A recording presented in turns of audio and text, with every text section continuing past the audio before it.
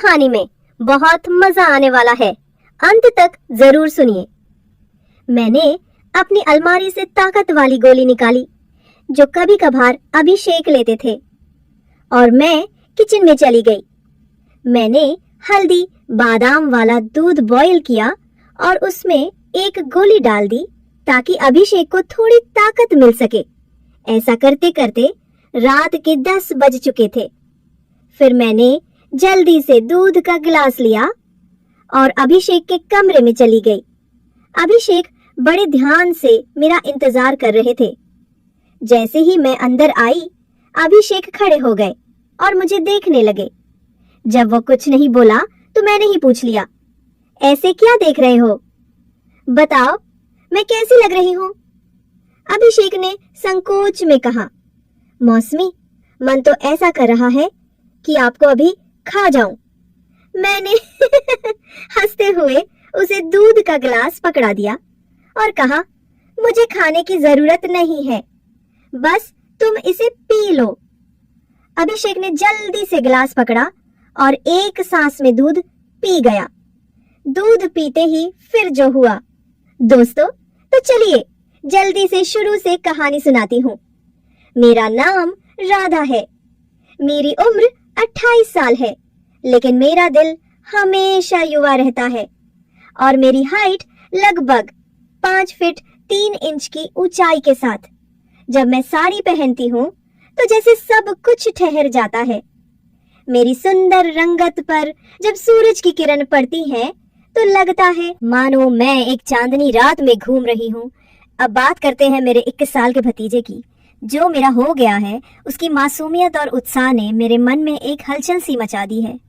जब वो मेरी तरफ देखता है तो उसकी आंखों में वो खास चमक होती है, जैसे वो किसी खूबसूरत ख्वाब को देख रहा हो। कभी वो मुझसे कहता है, मौसी, आज आप सच में बहुत सुंदर लग रही हैं। इसलिए मेरे पति कभी कभी दिन में ही मेरा पूजन कर देते थे। हम शहर में रहते हैं क्योंकि मेरे पति सरकारी नौकरी करते हैं। मेरी 1 साल की एक बेटी भी है, इसलिए दूध की थैलियां भी बड़ी है। मैं अपने पति का आशीर्वाद समझकर रोज लेती थी। भले ही हमारी शादी को 9 साल हो चुके थे, लेकिन मेरे पति अभी तक मुझे अच्छा प्यार करते थे। मैं वह की बहुत साफ सफाई रखती थी और कभी कभार मेकअप भी कर लिया करती थी। पिछले महीने कुछ ऐसा हुआ जिसका हमें बिल्कुल अंदाजा नहीं था। शाम को मेरे पति साहिल घर आ रहे थे। उनके किसी दोस्त की बर्थडे पार्टी थी, इसीलिए दोस्तों ने उन्हें थोड़ी पिला दी थी और वो बाइक से घर लौट रहे थे। आते वक्त उनका एक्सीडेंट हो गया। इस हादसे में उनके एक पैर में फ्रैक्चर हो गया और डॉक्टर ने कहा कि सही होने में कम से कम 6 से 9 महीने लगेंगे। ये सुनकर मेरा मन टूट गया। साहिल का दर्द भले ही शारीरिक था, लेकिन मेरे मन में एक गहरी चिंता का सागर उमड़ आया। जब मैंने उन्हें अस्पताल में देखा, उनकी आंखों में दर्द का साया था। मैंने तुरंत उनके पास जाकर उनका हाथ थाम लिया। इसी वजह से मेरी दीदी और मेरा भतीजा अभिषेक उन्हें संभालने के लिए आए थे। मेरे जीजाजी और दीदी तो वापस चले गए, लेकिन अभिषेक ने साहिल को यहाँ रुकने के लिए कह दिया। क्योंकि वो ठीक से खड़े भी नहीं हो पा रहे थे, मुझे ही बाजार से सामान लाने और बाहर के काम करने पड़ते थे। इसीलिए मैंने अपनी बहन को कहकर अभिषेक को कुछ दिन रुकने के लिए बोल दिया। अभिषेक मान गया और बहुत खुश हो गया।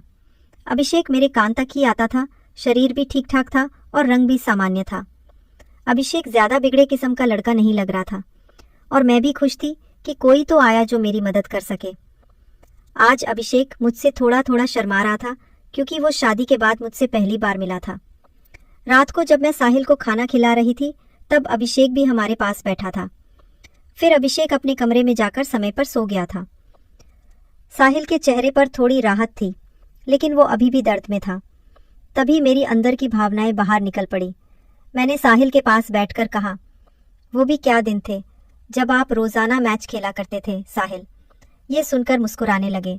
क्या हो गया मेरी राधा, आज तो पूरी मजे में लग रही हो, मैंने कहा।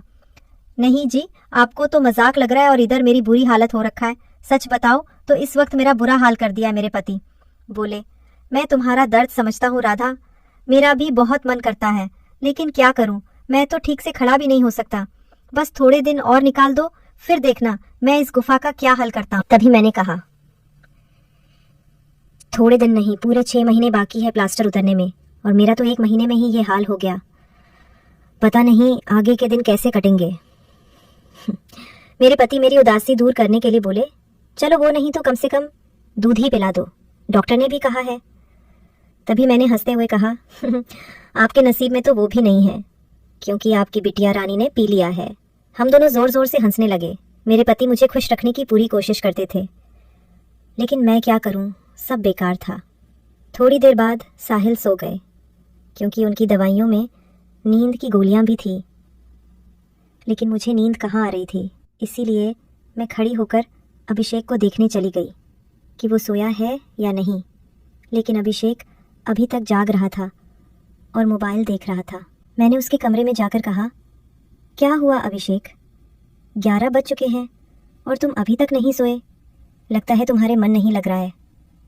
अभिषेक उठकर बैठ गया और बोला, नहीं मौसी, ऐसी बात नहीं है, बस यूं ही फ़ोन देखते देखते लेट गया। फिर अभिषेक ने पूछा, मौसी आप भी तो नहीं सोई? मैंने कहा, मुझे तो आजकल नींद ही नहीं आती। अभिषेक ने पूछा, क्यों, क्या बात हो गई? मैंने हंसते हुए कहा, नहीं नहीं, वो मैं तुम्हें नहीं बता सकती। जब तुम्हारी शादी होगी तो तुम्हें खुद ही पता चल जाएगा। मेरे मुंह से ऐसा सुनते ही अभिषेक ने अपनी नज़रें नीचे झुका ली और अंदर ही अंदर मुस्कुराने लगा। तभी मैंने कहा, अरे तुम तो इतनी सी बात पर शर्मा गए। अच्छा बताओ, अभी तक कोई लड़की पटाई है या नहीं? अभिषेक कुछ नहीं बोला, उसे अभी भी शर्म आ रही थी। तभी मैंने उसका हाथ पकड़ा और कहा, अरे पागल, अपनी मौसी से इतना मत शर्माओ। धीरे से बोला, मौसी सच बताऊं तो ऐसी बातें मैंने अभी तक अपने दोस्तों से भी नहीं की हैं। मैंने कहा, अच्छा तो मुझे अपना दोस्त ही समझ लो, क्योंकि मुझे ऐसी बातें करने में बहुत मज़ा आता है। अभिषेक ने कहा, हाँ मौसी, एक थी, लेकिन उसने अभी मेरे से दोस्ती तोड़ दी है। मैंने पूछा, तुमने उसकी पिटाई तो कर दी होगी ना? अभिषेक बोला, नहीं मौसी, सच बताऊं तो मैंने उसे ढंग से टच भी नहीं किया था। मैंने मुंह बनाते हुए कहा, तुम तो बड़े भोले हो अभिषेक। चलो कोई बात नहीं, अब तो मेरे पास आ गए हो तो मैं तुम्हें सब सिखा दूंगी। मैं बातें करते करते अभिषेक के कमरे में ही सो गई थी। सुबह जब मेरी आंखें खुली तो अभिषेक बेड पर बैठा हुआ मुझे ही निहार रहा था। मेरे उठते ही अभिषेक ने मुझे गुड मॉर्निंग बोला। जब मैंने पूछा, क्या देख रहे हो, तो वो बोला, मौसी आप सच में बहुत खूबसूरत हो। मैंने मुस्कुराते हुए बोली, अच्छा तो अब तुम सुबह सुबह खूबसूरती का नज़ारा ले रहे हो और रात को तो बड़े शर्मा रहे थे। अभिषेक मुस्कुराकर पूछने लगा, मौसी आप बुरा ना मानो तो एक बात पूछ सकता हूँ? मैंने कहा, अरे पागल, मैं क्यों बुरा मानूंगी, पूछो क्या पूछना है। अभिषेक मुझसे कहने लगा, मौसी सच सच बताना, आप जो 2.5 किलो के वजन अपने पास लिए घूमती हो, आपको भारी नहीं लगता क्या? उसकी बात सुनकर मेरी हंसी छूट गई। इसके बाद अभिषेक मुझसे काफी खुल गया था और अब वो मुझसे ज्यादा शर्म नहीं करता था। इससे मैं भी बहुत खुश थी, क्योंकि अब मेरा भी समय अच्छे से कटने लगा था। अभिषेक को आए हुए 11 से 13 दिन बीत चुके थे और वो मुझसे काफी घुल मिल गया था। वो बाहर के सारे काम कर देता, बाजार से सामान ले आता और अपनी चाचा को भी घुमा देता। मेरी तो बहुत सेवा करने लगा था। शाम को मेरा सर भी दबा देता और कभी कभी मेरे शरीर को भी आराम देता। लेकिन मेरी फरमाइश दिनों दिन बढ़ रही थी और मेरे पति की हालत अब भी वैसी ही थी। अब सब कुछ मेरी बर्दाश्त के बाहर हो चुका था। मैंने सोचा कि अब तो अभिषेक ही है जो मेरी हेल्प कर सकता है। वैसे मेरे पड़ोस में भी 3 लड़के रहते थे जो स्टडी करते थे। वे भी मुझे देखते थे। जब भी मैं छत पर बाल सुखाने या कपड़े सुखाने जाती तो वे मुझे ही देखते। और पहले तो मैंने सोचा कि उनमें से एक को पकड़ लो ताकि कुछ समय के लिए काम चल जाए। लेकिन फिर मैंने सोचा कि मैं इस घर की इज्जत हूँ और कल को पता नहीं इनमें से कौन मुझे या मेरे पति को बदनाम कर दे, इसीलिए मैंने उन्हें भाव नहीं दिया। लेकिन अभिषेक तो घर का ही है, इसीलिए मैंने सोच लिया कि वही मेरी हेल्प कर सकता है। आज मैंने पक्का प्लान बना लिया कि आज अभिषेक हेल्प ले ही लूंगी। उसके बाद मैं रसोई में खाना बनाने चली गई। जैसे ही अभिषेक नहाकर फ्रेश होने के बाद रसोई में आया, मैंने दूध निकालने का बहाना बना दिया। मैं रसोई घर में ही लौटे से दूध निकाल रही थी। मेरी बेटी अभी नानी के घर गई हुई थी, क्योंकि घर में उसे संभालने वाला कोई नहीं था, इसलिए अब बाकी का दूध निकालना पड़ता था।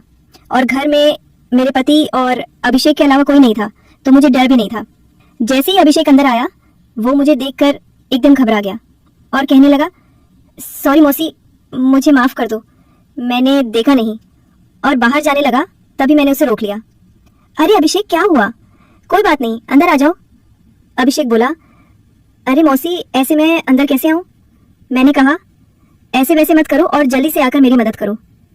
अभिषेक का मन भी कर रहा था, लेकिन मैं उसकी मौसी थी, इसीलिए वो थोड़ा अनकंफर्ट फील कर रहा था। फिर मैंने उसे कहा, अरे इतना क्या शर्मा रहे हो, अब जल्दी से आओ और मेरी मदद करो। धीरे धीरे अभिषेक रसोई में आ गया और पास आकर खड़ा हो गया। वो मुझे देखता ही रह गया। तभी मैंने कहा, ऐसे क्या घूर रहे हो, क्या तुमने आज तक नहीं देखा? अभिषेक बोला, माँ कसम मौसी, मैं आपको बता नहीं सकता कि मुझे कैसा लग रहा है। बहुत ही अच्छा है मौसी।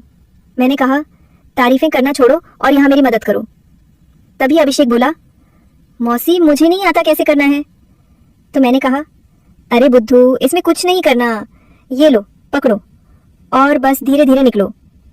थोड़ी देर बाद जब अभिषेक की हेल्प में हाथ तेज होने लगे तो मैंने सोचा कि अब मेरा आगे झुककर सही से काम करने का समय है। मगर जैसे ही मैं झुकने लगी तो देखा कि अभिषेक का काम तो पहले ही खत्म चुका है। उसे देखकर मेरा मन बहुत उदास हुआ, लेकिन फिर भी मेरी हंसी निकल ही पड़ी। मैंने नाराजगी से अभिषेक को मारते हुए कहा, ये क्या किया पागल तुमने, तो शुरू होने से पहले ही खत्म कर दिया। इसके बाद जैसे ही अभिषेक का नशा उतरा उसने हड़बड़ा हुए कहा, सॉरी मौसी सॉरी, वो मैंने ऐसा काम पहले कभी नहीं किया, इसलिए मुझसे ऐसा हो गया। मैं अभी जाकर साफ करके आता हूँ। और उसने मेरी एक भी बात नहीं सुनी और तुरंत रसोई में से चला गया। मैंने भी उसे ज्यादा रोकने की कोशिश नहीं की, क्योंकि मैं समझ चुकी थी कि ये उसके लिए इतना आसान नहीं होगा। इस चक्कर में आज खाना भी लेट हो गया था, इसलिए मैंने जल्दी से खाना तैयार किया और साहिल को कमरे में देने के लिए चली गई। साहिल भी बैठे बैठे खाने का इंतजार कर रहे थे। साहिल बिल्कुल सीधे साधे और सरल स्वभाव वाले आदमी हैं। वो मेरी बहुत बहुत चिंता करते हैं। जब मैं उनके लिए खाना लेकर गई तो पूरा पसीने से भीगी हुई थी। मुझे देखकर वो बोले, इतनी जल्दबाजी क्यों करती हो राधा, धीरे धीरे काम कर लिया करो ना, देखो तुमने अपना क्या हाल बना लिया है। तब मैंने उन्हें छेड़ते हुए कहा, ये तो कुछ भी नहीं है, जब तुम काम करते हो तो मेरा इससे भी बुरा हाल हो जाता है, और तब तो मैं तुम्हें रुकने के लिए भी कहती हूँ, लेकिन तुम तो नो कहकर काम की स्पीड को दुगना कर देते हो। मेरे मुंह से ऐसा सुनकर मेरे पति मुस्कुराने लगे। तुम भी ना राधा, कहाँ की बात कहाँ ले जाती हो। इसके बाद साहिल ने खाना खा लिया और मैंने उन्हें दवाई भी दे दी। दवाई लेने के बाद उन्हें नींद आ गई और वो आराम करने लगे। मैं भी काफी थक चुकी थी, इसलिए मैं नहा धोकर फ्रेश हो गई। इसके बाद मैं अभिषेक के कमरे में उसे देखने के लिए लगने तो वो भी सो चुका था। फिर मैं भी आकर आराम करने लगी। शाम को जब मैं अभिषेक को चाय देने गई तो वो बैठा फोन चला रहा था। मुझे देखकर उसके चेहरे पे मुस्कान आ गई। मैं भी उसे देखकर हंसने लगी और मैंने उससे पूछ लिया, क्या बात है अभिषेक, आज तो तुम काफी ढीले ढाले से लग रहे हो। अभिषेक बोला, मौसी वो मैंने पहली बार काम ऐसा अनुभव लिया था, प्लीज आप बुरा मत मानना, मैं सच बता रहा हूँ, बिल्कुल मेरे से काम नहीं कर पाया। तभी मैंने उसे रोकते हुए कहा, अरे बेवकूफ, मैं कब बुरा मानने लगी, वैसे सच बताऊं तो मुझे भी अच्छा लग रहा था। इसके बाद मैंने अभिषेक को चाय पकड़ा दी और उसके साथ बैठकर पीने लगी। हम दोनों बातें करने लगे। आज अभिषेक के मुंह से मेरे लिए तो फूल ही झड़ रहे थे। वो बस मेरी तारीफें ही करता जा रहा था। मौसी आप बहुत अच्छी हो, मैं तो सोच रही हूँ कि सारी उम्र आपके ही घर रहूँ। इन 13 दिनों में मुझे स्वर्ग जैसा महसूस होने लगा है, और ऊपर से आपकी खूबसूरती। मैंने मुस्कुराते हुए कहा, आज तो तुम्हारे मुंह से सिर्फ तारीफें ही निकल रही हैं। लगता है अभिषेक मेरा हाथ पकड़ के बोला, आप सही कह रही हैं मौसी, अब आपको भी मेरे काम में मेरी मदद करनी होगी। अब तो आपको मेरी बात माननी ही होगी। प्लीज़ मौसी मना मत करना, बस एक बार के लिए मुझे एक मैच खिला दो, इसके बाद आप जो भी कहेंगी मैं करूँगा। जब अभिषेक सा कह रहा था तो उसका चेहरा लाल टमाटर जैसा हो गया था और मेरी मुस्कुराहट फूट पड़ी थी। मैंने उसके सर पर हाथ फेरते हुए कहा, अरे पगले, इतना सीरियस क्यों हो रहे हो, बताओ मैंने तुम्हें कभी किसी चीज़ लिए मना किया है? वैसे भी अब तुम्हारे चाचा तो वैसा भी मेरे काम में मेरी मदद नहीं कर पाते हैं, और तुम इतना शर्माओ मत। अगर इतना शर्माओ तो कैसे चलेगा? अब से तुम मुझे अपनी मौसी नहीं बल्कि काम वाली ही समझना। अभिषेक बोला, मौसी एक बात और है, मैं एकदम फ्री हो जाता हूँ, मैं बहुत काम करता हूँ। मैंने उसे कहा, इसकी चिंता मत करो, इसका इंतजाम मैं कर दूंगी, तुम बस काम के लिए तैयार है ना। मेरे इतना कहते ही अभिषेक खुश हो गया और उसने थैंक्स मौसी की रट लगा दी। कहने लगा, मौसी आप बहुत अच्छी हैं। इसके बाद में चली गई क्योंकि शाम हो रही थी और मुझे साहिल को नहलाना भी था। जब साहिल जी नहा लिए तो अभिषेक उन्हें बाहर टहलाने ले गया। इसके बाद मैंने जल्दी जल्दी सारा काम किया और उनके आने तक खाना भी तैयार कर दिया। आते ही अभिषेक ने हाथ पैर धोए और खाना खाने के लिए बैठ गए। इतने में 9 बज चुके थे और दवाइयों का समय हो रहा था, इसीलिए मैं उन्हें कमरे में ले गई और दवाइयाँ दे दी। साहिल की मेडिसिन में नींद की गोलियां भी थी ताकि उन्हें ज्यादा दर्द ना हो और आसानी से नींद आ जाए। साहिल दवाइयाँ लेकर जल्दी ही सो गए। मैं उनका सर दबा रही थी। जैसे ही मुझे पता चला कि साहिल सो चुके हैं, मैं नहाने चली गई। नहाकर मैंने रेड कलर की साड़ी पहनी, बालों का जोड़ा बना लिया और महक के लिए परफ्यूम भी लगा लिया। वैसे तो मैं मेकअप कभी कभार ही करती हूँ, लेकिन आज थोड़ा थोड़ा कर ही लिया ताकि चेहरा ब्लश करे। पूरी तरह से तैयार होने के बाद मैंने अपनी अलमारी से जादू वाली गोली निकाली जो कभी कभार साहिल लेते थे और रसोई में चली गई। मैंने हल्दी बादाम वाला दूध तैयार किया और उसमें एक गोली डाल दी ताकि अभिषेक को थोड़ी ताकत मिल सके। ऐसा करते करते रात के 11 बज चुके थे। फिर मैंने जल्दी से दूध का ग्लास लिया और अभिषेक के कमरे में चली गई। अभिषेक बड़े ध्यान से मेरा इंतजार कर रहा था। जैसे ही मैं अंदर आई, वो खड़ा हो गया और मुझे देखने लगा। जब वो कुछ नहीं बोला तो मैंने ही पूछ लिया, ऐसे क्या देख रहे हो, बताओ मैं कैसी लग रही हूँ? अभिषेक ने संकोच में कहा, मौसी मन तो ऐसा कर रहा है कि आपको अभी खा जाऊं। मैंने हंसते हुए उसे दूध का ग्लास पकड़ा दिया और कहा, मुझे खाने की जरूरत नहीं है, बस तुम इसे पी लो। अभिषेक ने जल्दी से ग्लास पकड़ और एक सांस में दूध पी गया। दूध पीते ही मैंने कहा, चलो अब जल्दी से पूजा शुरू करते हैं। अभिषेक ने जवाब दिया, मौसी पूजा तो शुरू कर दूंगा, लेकिन आप दिए में तेल डालोगी या फिर सीधे ही पूजा शुरू करें? मैंने मुस्कुराते हुए कहा, तुम मेरी चिंता मत करो, मैं पहले से ही तेल डालकर आई हूँ। इसके बाद जो हुआ वो बताते हुए मुझे भी शर्मा रही है। मैं अभिषेक को अब तक बच्चा ही समझ रही थी, लेकिन उसने पूजा में मेरे पति को भी पीछे छोड़ दिया। अभिषेक ने सबसे पहले काजू कतली का स्वाद खाया, मेरे पति ने आज तक काजू कतली नहीं खाई। वो तो सीधे ही पूजा शुरू कर देते थे। जब मैंने अभिषेक से कहा, अब बस भी करो, और कितने खाओगे, तो उसने जवाब दिया, नहीं मौसी आपको नहीं पता ये कितनी मीठी है, इसी के लिए हम पागल रहते हैं। ये अभिषेक की पहली पूजा थी, इसीलिए वो आधे घंटे से ज्यादा नहीं कर पाया। मैं तो ज्यादा नहीं थकी, लेकिन अभिषेक पसीने पसीने हो चुका था। मुझे भी 2 महीने बाद पूजन का काम मिल रहा था, तो मैं भी बहुत खुश थी। इसके बाद अभिषेक थक चुका था और आराम करने लगा। मैं भी वहीं पर थी। जब मैंने उसे पूछा, कैसा लगा फर्स्ट टाइम पूजा करके, तो अभिषेक ने जवाब दिया, मौसी सच कहूँ तो ऐसा लगा जैसे जिंदगी के सारे सुख एक साथ मिल रहे, या कहूँ तो दुनिया की सबसे अच्छी मौसी हो। फिर हम बातें करते करते सो गए। सुबह जब मैं उठी तो बिल्कुल फ्रेश महसूस कर रही थी। मैंने उठकर चाय नाश्ता बना लिया और साहिल को दे आई। इसके बाद मैं अभिषेक को भी चाय देने के लिए उसके कमरे में गई। वो भी उठ चुका था चाय लेकर। उसने मुझसे पूछा, मौसी मुझे डर लग रहा है, कहीं हमने कुछ गलत पूजा तो नहीं कर ली? मुझे लगा कि शायद अभिषेक को पछतावा हो रहा है। मैंने उसे समझाते हुए कहा, अभिषेक तुम ऐसा बिल्कुल मत सोचो। सच कहूँ तो ये मेरी मजबूरी थी, क्योंकि तुम्हारे चाचा 7-8 महीने तक ठीक नहीं हो सकते और मुझसे इतना इंतजार शायद ही हो पाता। लेकिन तुमने मेरी बहुत मदद की है पूजा करने में। प्लीज तुम इतनी टेंशन मत लो, और हाँ, इसके बारे में किसी से भी मत कहना।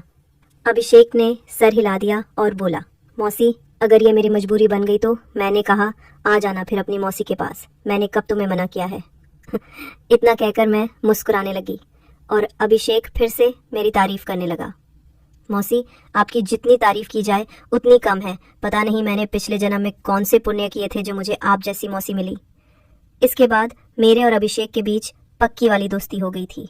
अब जब भी मेरा मन करता मैं अभिषेक से पूजन करवा लेती। इसी बीच अभिषेक के पापा ने फोन भी किया था कि वो घर आ जाए, लेकिन अभिषेक ने मना कर दिया। अब मेरे पति साहिल भी चलने फिरने लगे थे, तो हम लोग बाजार भी घूमने लगे। अभिषेक अब मेरी ओर ज्यादा केयर करने लगा था। शाम को जब भी मैं सुलाकर अभिषेक के पास जाती तो वो मेरे पैर दबाता, कमर की मालिश करता और सर भी दबाता।